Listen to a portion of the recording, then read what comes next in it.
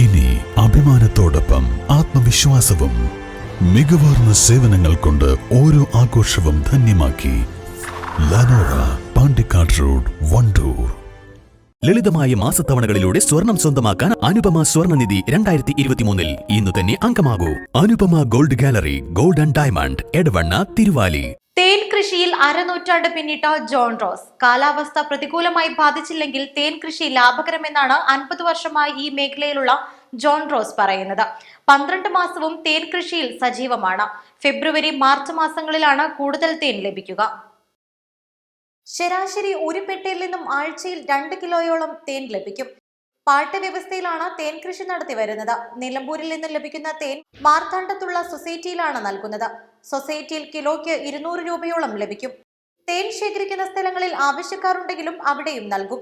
തേൻ കൃഷിക്ക് ചിലവ് കൂടി വരികയാണ്. തേനീച്ചകൾക്ക് 12 മാസവും തീറ്റ നൽകണം. കാലാവസ്ഥാ വ്യതിയാനം മൂലം തേനീച്ചകൾ വ്യാപകമായി ചാവുന്നതും ഈ മേഖലയ്ക്ക് തിരിച്ചടിയാണ്. എങ്കിലും തേൻ കൃഷി വലിയ നഷ്ടമില്ലാതെ മുന്നോട്ട് കൊണ്ടുപോകാൻ കഴിയുമെന്നും ജോൺ റോസ് പറഞ്ഞു. ചെലവ് നല്ലൊരു ചെലവായത്, ശരിക്കും ചെലവാണ്. നല്ലൊരു ചെലവ്. ഒരു 80% നമ്മൾ ചെലവഴിച്ചാൽ തന്നെ 10% എടുക്കാൻ പറ്റും. 2% തന്നെ ലാഭം വരും. അങ്ങനെ ഒരു മഴക്കാലങ്ങളിൽ നല്ല ആഹാരങ്ങൾ തന്നെ കൊടുക്കണം. ശരിക്കും ആഹാരം കൊടുക്കണം. കൊടുത്താൽ തന്നെ ഈച്ച ജീവിച്ചിരിക്കും. പിന്നെ ഈ അസുഖങ്ങളുണ്ട് ഈച്ചയ്ക്ക്.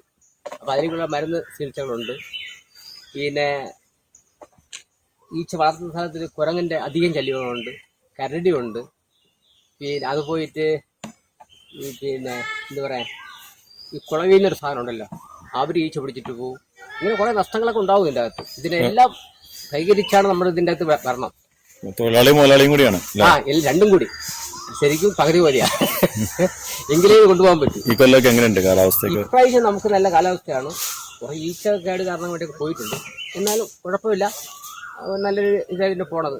തിരുവനന്തപുരം മാർത്താണ്ഡം സ്വദേശിയായ ജോൺ റോസ് 13-ാം വയസ്സിലാണ് തേൻ കൃഷിയിലേക്ക് ഇറങ്ങുന്നത്. 63-ാം വയസ്സിലും ഈ മേഖലയിൽ സജീവമാണ് ജോൺ. നിലമ്പൂർ മേഖലയിലാണ് വർഷങ്ങളായി തേൻപെട്ടികൾ സ്ഥാപിച്ച് തേൻ ശേഖരിക്കുന്നത്. 800ഓളം തേൻപെട്ടികൾ വിവിധ റബ്ബർ തോട്ടങ്ങളിലായി സ്ഥാപിച്ചിട്ടുണ്ട്. റബ്ബർ തോട്ടങ്ങളും വനമേഖലകളും ധാരാളമുള്ള നിലമ്പൂർ മേഖലയിൽ തേൻ കൃഷി വ്യാപകമാണ്. തിരുവനന്തപുരം മാർത്താണ്ഡം സ്വദേശികളാണ് ഇതിൽ കൂടുതൽ പേരും. റബ്ബർ വിലയിടിവ് മൂലം പ്രയാസപ്പെടുന്ന ചെറുകിട റബ്ബർ കർഷകർക്കും റബ്ബർ തോട്ടത്തിലെ തേൻ കൃഷി ആശ്വാസകരമാണ്. തന്റെ അരനൂറ്റാണ്ടിലെ തേൻ കൃഷിയിലൂടെയാണ് ജീവിതത്തിലെ എല്ലാ ചെലവുകളും നടത്തിയതെന്നും കൃഷിയിൽ സംതൃപ്തനാണെന്നും ജോൺ റോസ് പറഞ്ഞു. East live, Nilambur.